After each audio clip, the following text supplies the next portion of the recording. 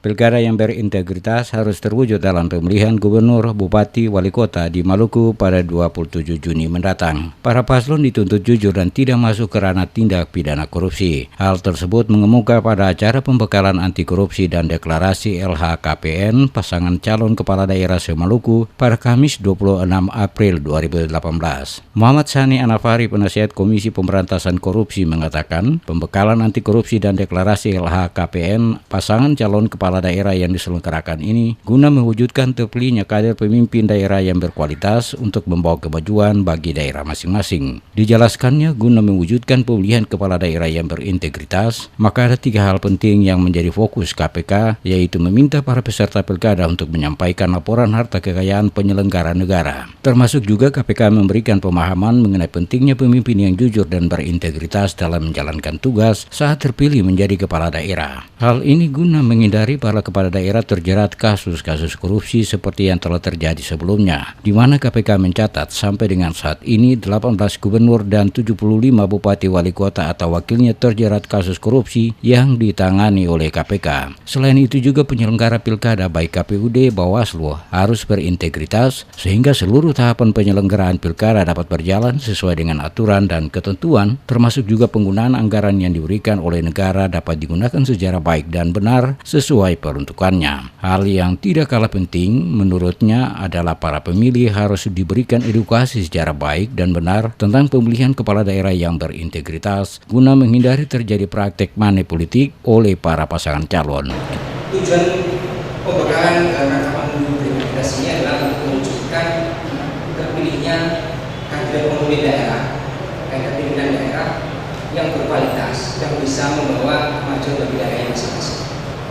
Untuk mewujudkan pemilu pilkada yang berintegritas, kita butuh paling tidak 1 peserta yang berintegritas, dan itu kita dorong salah satunya misalnya dengan kewajiban mendeklarasikan harta kekayaan LHKPN. Kemudian juga kita sampaikan prinsip-prinsip pelaksanaan kegiatan pemilu yang sesuai dengan ketentuan yang berlaku. Tentu dalam ini kami bekerjasama dengan teman-teman KPU dan Bawaslu.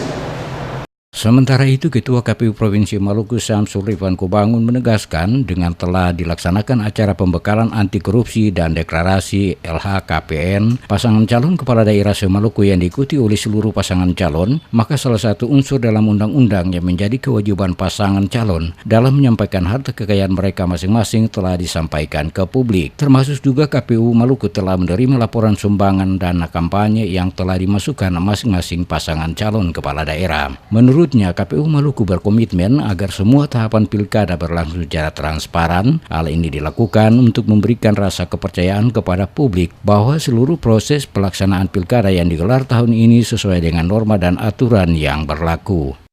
Khusus untuk pasangan calon, hari ini berarti kita sudah langkah maju memenuhi pasal PKPU kita berkaitan dengan pencalonan, pasal 7 bahwa pasangan calon akan mengumumkan laporan harta kekayaannya paling lambat 2 hari menjelang pemungutan suara.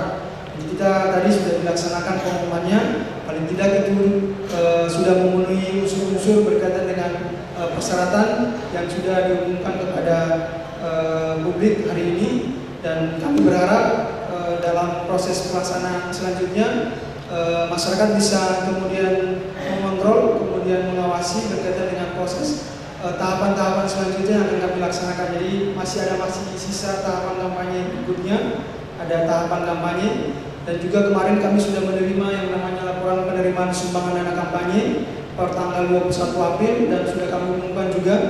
Acara pembekalan anti korupsi dan deklarasi LHKPN pasangan calon kepala daerah se-Maluku yang dilaksanakan diikuti oleh seluruh pasangan calon, baik pasangan calon gubernur bersama wakil, pasangan calon wali kota dan wakil, serta pasangan calon bupati dan wakil.